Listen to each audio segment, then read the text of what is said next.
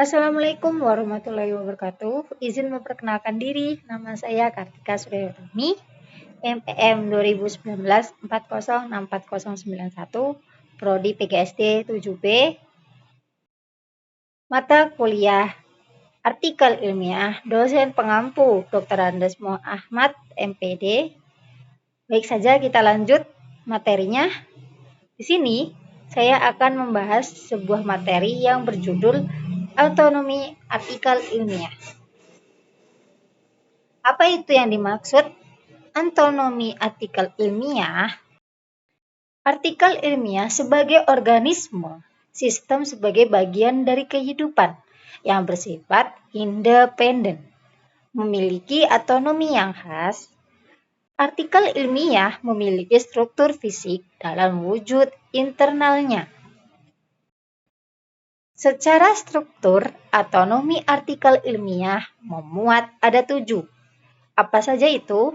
Yang pertama yaitu judul, yang kedua yaitu berbasis kepemilikan, yang ketiga yaitu abstrak, yang keempat pendahuluan, yang kelima yaitu pemaparan dan diskusi, yang keenam kesimpulan, dan yang terakhir daftar pustaka. Setiap jurnal ilmiah selalu menyatakan petunjuk penulisan kepada para penyumbang penulisan.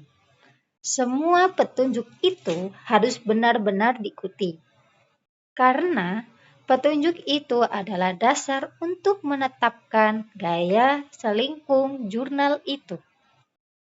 Sebelum menulis artikel ilmiah, untuk jurnal seseorang, penulis harus mempelajari terlebih dahulu ketentuan-ketentuan yang digariskan oleh penyuting jurnal itu. Materi selanjutnya yaitu proses penulisan artikel ilmiah. Tahap-tahap penulisan artikel ilmiah. Yang pertama yaitu tahap pra-penulisan. Yang kedua, tahap penulisan draft. Yang ketiga, tahap revisi. Yang keempat, tahap penyutingan. Dan yang kelima, tahap publikasi. Tahap penulisan, pemilihan dan pembatasan topik yang pertama. Yang kedua, merumuskan tujuan. Yang ketiga, mempertimbangkan bentuk karangan. Yang keempat, mempertimbangkan pembaca. Yang kelima, mengumpulkan data pendukung. Yang keenam, merumuskan tesis. Dan yang terakhir, menyusun ide dalam bentuk kurang atau outline. Pemilihan topik dibagi menjadi 4. Yang pertama yaitu apa yang kita tulis. Yang kedua, topik dapat diperoleh dari berapa sumber. Yang ketiga, 4 syarat. Yang pertama, keterkuasaan. Yang kedua, ketersediaan bahan. Yang ketiga, kemenarikan. Dan yang terakhir yaitu kemanfaatannya. Agar lebih fokus, topik harus dibatasi. Tahap penulisan draft dibagi menjadi 3. Yang pertama, mengekspresikan ide-ide ke dalam penulisan kasar. Yang kedua, mengembangkan ide masih bersifat tentatif. Yang ketiga yaitu pada tahap ini, konsentrasikan perhatian pada ekspresi atau gagasan, bukan pada aspek-aspek mekanik. Tahap revisi, memperbaiki ide-ide dalam karangan, berfokus pada penambahan, pengurangan, penghilangan, penataan isi sesuai dengan kebutuhan pembaca.